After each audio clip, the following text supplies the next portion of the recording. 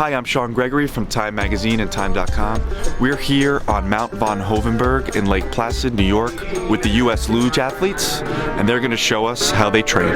Luge is the French word for sled.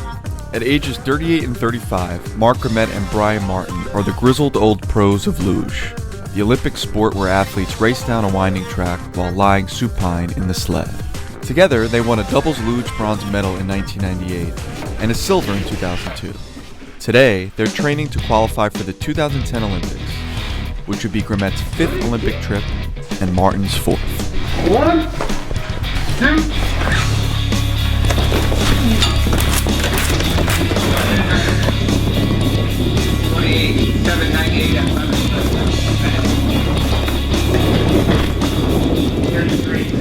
2. Mark and Brian have been sliding together for over 10 years? Yeah, I think it's 13. 13 years. Now, why was doubles something you really loved? What did you like about doubles over singles? I like the teamwork aspect of doubles over singles. I like working with somebody. When you're working through an issue on the track, you get to discuss it with somebody. When you win, you get to celebrate with somebody. It's just a great experience. And when you lose, you get to blame it on somebody? Yeah, exactly. On the ice track, doubles luge sleds can reach speeds of 85 miles per hour. They'll make it to the bottom of the 20-turn track, which is just under a mile long, in under 45 seconds. The luger's main challenge is to balance the need to steer, which slows the sled down, with the need to sometimes float off course to achieve the fastest sliding speed. They're always searching for that magic line. I think maybe I have to maybe give up that steering 7 too. I might be pushing that height too late. Okay, just let it run through there and see what happens next time. Yeah, because it's a hard landing. Wow, man!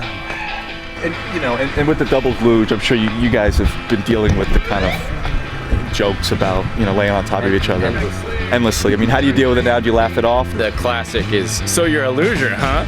Yeah. And when you give somebody the, yeah, I've heard that one before, look, they shut up pretty quickly.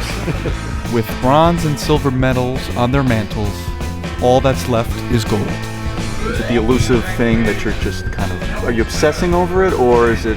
Well, we'd love to win gold. I mean, there's no doubt about that.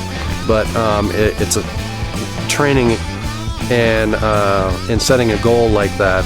It's about the process. You have to focus on the process in order for that to even be a possibility. With morning sliding over, the day's training is only 1/3 done. In the afternoon, they'll head to the gym. It might look easy, but together with the sled, their combined weight is over 400 pounds. At 3 to 5 Gs down the track, Mark and Brian must then control what feels like hundreds of pounds of additional pressure, while twisting and turning their bodies constantly to steer in unison. In short, they have to be really, really strong. And it's one set of each. 2 sets of 5. Weightlifting is a major aspect of their training, but Mark and Brian incorporate other specialized exercises as well. John Kaus is the head strength and conditioning coach for the U.S. Luge team. Luge is an upper body sport, but the hips are what really initiate that start, and even the paddling, getting your hips involved a little bit. So the 2 met balls over there that we're throwing, it's a great movement because you compress and you release, and it's exactly what they're doing at the start.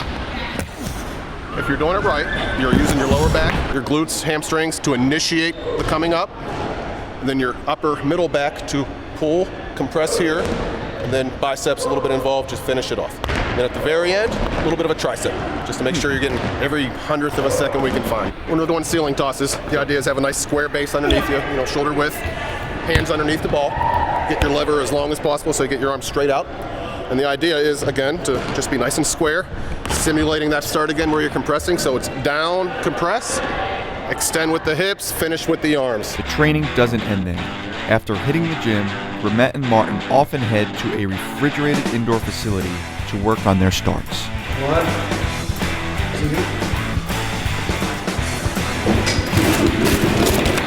2. The start is a very complex movement. There's a lot happening.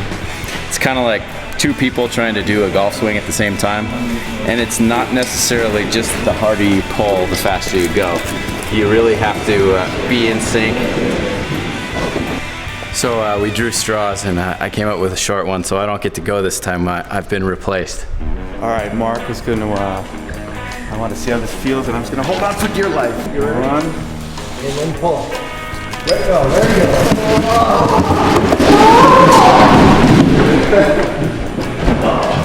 All right, Mark. Do I have a shot at this? And if not, do you think there's any other sport I can be good at in the Winter Olympics? Well, I think for now I'm going to stick with Brian, and he's going to be my man for the Olympics. There was a squeal in there, so maybe hog calling. I don't know. You got that at Winter Olympics? Yeah, well, I don't know. I heard you squealing. After I get kicked off the sled, Mark and Brian show me how it's really done. You have the block where you're out here like this, the compression where you fold it in half, and then the pull when you come through like this. I want to make sure that when I pull, I'm pulling nice and parallel to the handles. Then I release the straps, and I got to get over the handles and down to the first paddle on the ice. And we will want to hit the ice at the same time, and then we'll pull through all the way through and do about 3 paddles on the average ramp. After almost 13 years in such close quarters and all the grueling 12-hour days, Mark and Brian are a Luge symphony, always in sync.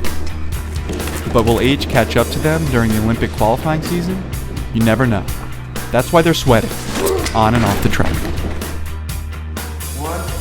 This is Sean Gregory, reporting for Time.com.